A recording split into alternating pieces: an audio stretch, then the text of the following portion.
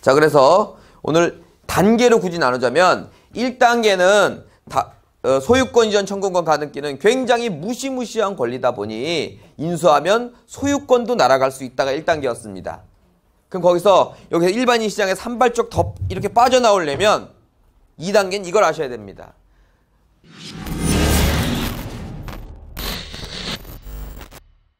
그러면 이제부터가 중요한 거 아시겠죠? 이제부터 중요한 걸 해보도록 하겠습니다.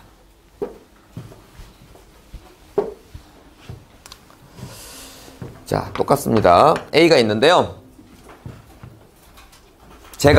이게 A예요. 제가 한 10억짜리 부동산을 갖고 있어요. 여러분들한테 팔게요가 아니라 여러분들한테 돈을 빌려달래요. 한 5억. 괜찮죠? 5억 빌려주는 거. 5억 빌려주는데 빌려달라는 애가 처음부터 은행 가서 빌렸으면 되지. 여러분한테 빌려쓴다는 것 자체가 약간 띠래, 애가. 막 침을 약간 흘리고 다니고 막 그래요. 여러분이 저한테 물어보는 거야. 너 이자 꼬박꼬박 줄 수 있냐? 아, 그럼요. 너 얼마나 쓸 거냐, 기간을. 한 반년이면 난 충분히 갚습니다. 그러는 거야. 하고 띠래 보이길래 여러분들 이런 제안을 한번 해봤어요. 그래, 그럼 내가 너한테 파격적인 제안을 한번 해보자. 뭔데요? 그러니까 그 5억에 대한 이자 안 받겠다는 거야. 안 받겠대요, 일단. 파격적인 제안 맞죠, 제가? 하지만 6개월 후에 안 갚으면 그 땅 나한테 달래. 그러니까 나도 자신만만하게 너무 고맙습니다. 내 6개월 후에 설마 못 갚을까봐 해놓고 여러분들이 비해요. 그럼 그냥 그렇게 하면 안 되잖아. 등기에다가 이걸 합니다. 옛날에 사채하시는 분들이 엄청 많이 썼던 방법이에요. 자, 무슨 얘기인지 아시겠죠? 소유권 이전 청구권 가등기를 딱 해버리는 겁니다. 그리고 나서 제가 6개월간 신나게 이자 안 갚고 원금 5억을 갚나요? 6개월 후에? 갚아요? 못 갚아요? 어떻게 알아? 뭐 갚았어요? 그러면 이제 끝나죠. 네. 못 갚아요. 그럼 B는 본등기하면 빚게 됩니다. 그러니까 5억 플러스 좀 이자 가지고 10억짜리 부동산을 소유하는 거죠. 자, 여기까지 이해 가셨죠? 그런데 제가 9프렌드 경매학원에 다녔어. 6개월 동안. 돈은 못 갚았는데. 근데 배우니까 돈 빌려 쓴 거 가지고는 본등기를 못 한대. 무슨 얘기인지 아시겠죠? 그러니까 사실이 중요한 건데 등기만으로는 안 된대. 그래서 제가 여기서 태클을 딱 걸어버리면 B는 본등기를 할 수가 없습니다. 왜? 사실 제 땅을 또는 제 집을 산 게 아니라 돈을 빌려준 거니까. 심지어는 B로 소유권이 바뀌더라도 그러니까 내가 6개월 후에 똑똑한 사람이 된 게 아니라 7개월 후에 됐어. 그럼 다시 갖고 옵니다. 소송을 통해서. 넌 돈 빌려준 거지 나한테 이 땅을 산 게 아니다라는 이유로. 자, 여기까지 이해 가셨습니까? 그럼 여러분 좀 이 B 지금 목적하는 바를 달성 못했죠? 하지만 돈은 받아야 될 거 아니야. 맞죠? 이 중요한 겁니다.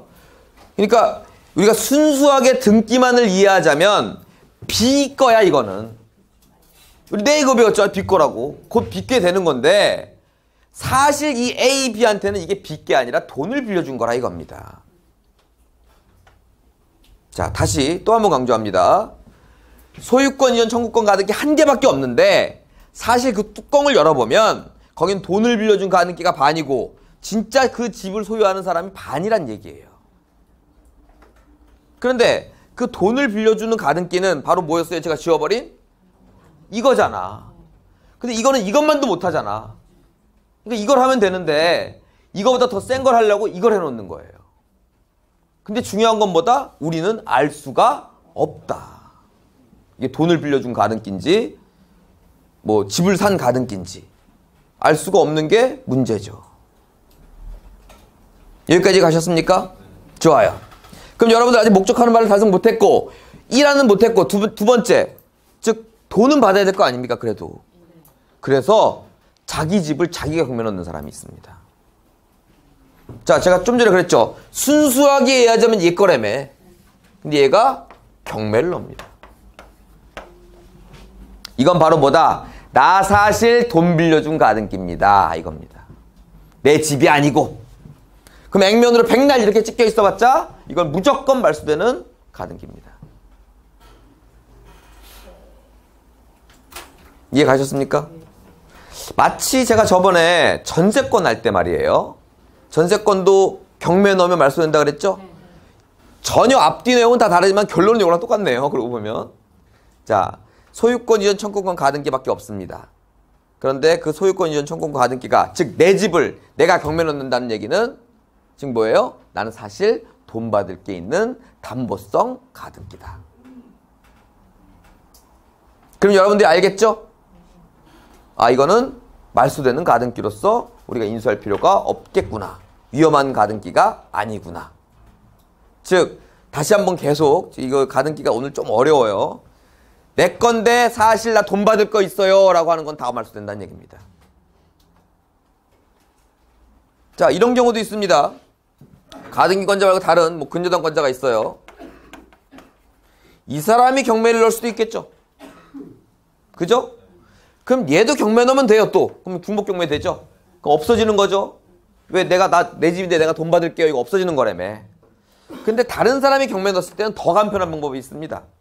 바로 이 사람이 배당 신청을 하는 겁니다. 더 간편하겠죠?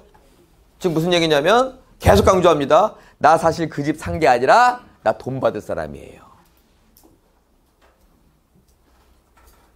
자, 그래서 오늘 단계로 굳이 나누자면 1단계는 소유권 이전 청구권 가등기는 굉장히 무시무시한 권리다 보니 인수하면 소유권도 날아갈 수 있다가 1단계였습니다. 그럼 거기서 여기서 일반인 시장에 산발적 더 이렇게 빠져나오려면 2단계는 이걸 아셔야 됩니다. 내 건데 소유권 이전 청구권 가등기인데 내가 돈 받을 게 있어요 라고 자진 신고하는 것들은 무조건 다 말소된다는 얘기입니다.